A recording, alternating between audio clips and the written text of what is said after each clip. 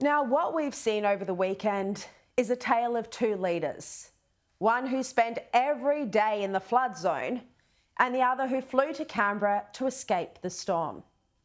Opposition leader Peter Dutton stood with his community and all Australians who were caught in the wild weather. He bunkered down at his home where he's now trapped by rising floodwaters.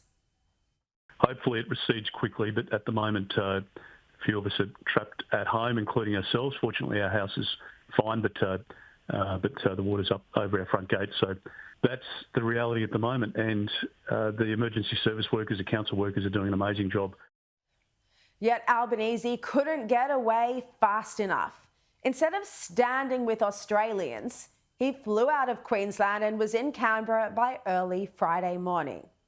And that's where he likes it best, in the luxury of the lodge and the protection of the Canberra bubble. After flip-flopping on the election date, Albanese reluctantly agreed it wouldn't be a good idea to call the election on a weekend of flooding in Queensland.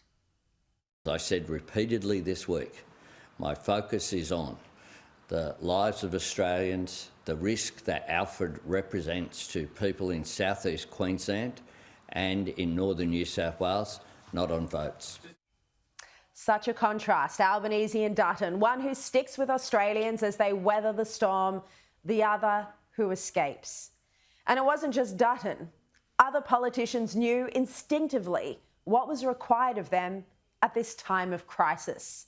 New South Wales Premier Chris Minns spent the weekend in the flood zones visiting Tweed and Lismore and spoke to Paul Murray last night. I think it's been a privilege to be here amongst emergency service workers as well as the local community. They're really tough, incredibly resilient people, and they've been through hell and back over the last few years. And Treasurer Jim Chalmers also dug in, helping with sandbagging and local recovery efforts.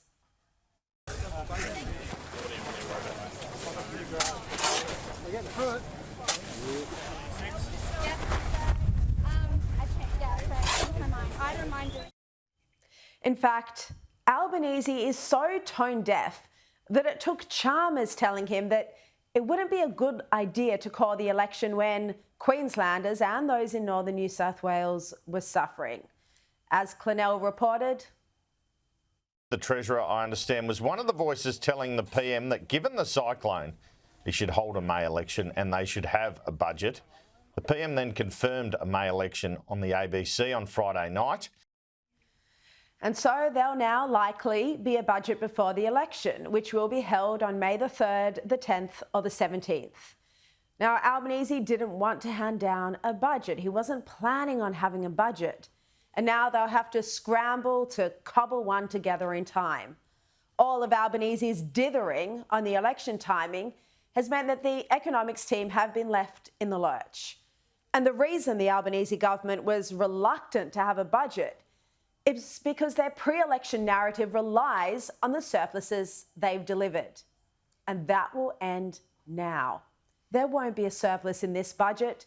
It won't be a pretty set of economic projections. It'll show the extent of their policy costings and political spending at a time when the inflation battle is not yet over. And I'm going to speak with Judith Sloan about that a bit later in the show. But Newspoll today is still pointing to either a minority government for Liberal or Labor. And Simon Benson reports that neither side is in a position currently on these numbers to form a majority government. Well, with this polling, the later election date is advantageous to Peter Dutton. The longer election gives him more time to campaign, and it gives new Liberal candidates more time to door-knock voters. This will help in seats like Kooyong, where Amelia Hamer hopes to knock off Monique Ryan, and in Wentworth, where Ro Knox is trying to raise her profile to defeat Allegra Spender. But irrespective of today's news poll, Australians can all see that Albanese is weak and ineffective. He's not leadership material. In fact, he's one of the most indecisive and insipid prime ministers our country has ever had. He can't even make up his mind about when to go to the polls. Now, a profile piece on Tanya Plibersek over the weekend even includes this extraordinary comment from a Labor insider who said, compared to Tanya, Albo comes across as an ineffectual buffoon. He's weak, he's arrogant, he can't handle criticism, and he's not connecting with the electorate to the point where Peter Dutton, of all people, could win the election. Albo's been a disaster. A disaster indeed, and that's from a Labor insider. And Plibersek in this piece praised Jim Chalmers' job in the economy. When she was asked about Labor's electoral prospects, she said, I think Labor has a very good story to tell. We have turned the economy around. We've got high jobs numbers.